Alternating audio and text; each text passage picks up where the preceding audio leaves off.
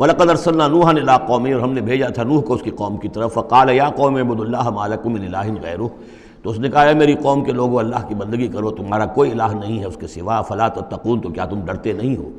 فقال الملأ الذين كفروا من قومه، تو کہا اس کی قوم کے ان سرداروں نے جنہوں نے کفر کی روش اختیار کی، ما ھذا الا بشر مثلکم، اپنے عوام کو مخاطب کر کے انہوں نے کہا یہ نوح نہیں ہے اس کے سوا کہ تمہاری طرح کا ایک انسان ہے، یرید ان یتفضل علیکم، یہ ذرا تمہارے اوپر اپنی فوقیت چاہتا ہے، سرداری چاہتا ہے، اس کو کچھ شوق چرایا ہے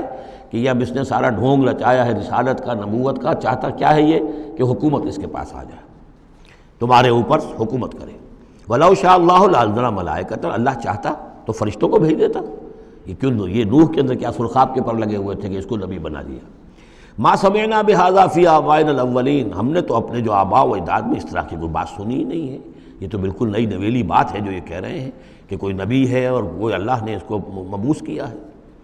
قَالَ رَبِّ انصُرْنِی بِمَا كَذَّبُونِ، حضرت نوح نے عرض کیا پروردگار میری مدد فرما،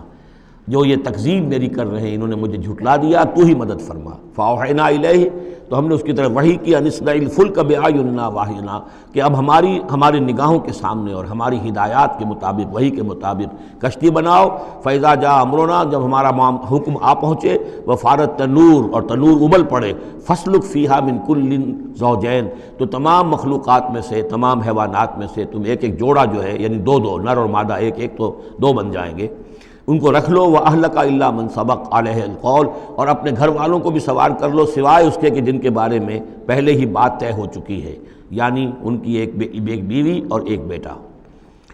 فَلَا تُخَاطِبْنِي فِي الَّذِينَ ظَلَمُوا، تو مجھ سے مخاطب نہ ہونا، مجھ سے بات نہ کرنا، مجھ سے کوئی درخواست نہ کرنا ان لوگوں کے بارے میں کہ جنہوں نے کفر کیا اور شرک کیا۔ إِنَّهُمْ مُغْرَقُونَ، اب یہ سب کے سب غرق کیے جائیں گے۔ فَإِذَا اسْتَوَيْتَ أَنْتَ وَمَن مَّعَكَ عَلَى الْفُلْكِ، تو جب تم اور جو تمہارے ساتھی ہوں گے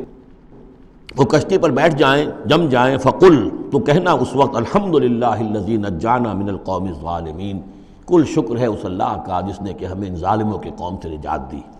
وقل، اور یہ بھی کہنا رب انزلنی منزلا مبارکا، پروردگار اب مجھے اتاریو برکت کا اتارنا، یعنی کہ اب ہم اس کشتی میں سوار ہو رہے ہیں، یہ کشتی اب کہاں کہاں جائے گی، کہاں رکے گی، کہاں ہم اتریں گے، یہ سب معاملات تیرے علم میں ہیں، تیرے ہاتھ میں ہیں۔ قل رب انزلنی منزلا مبارکا وانت خیر المنزلین، اور یقیناً تو ہی ہے بہترین اتارنے والا۔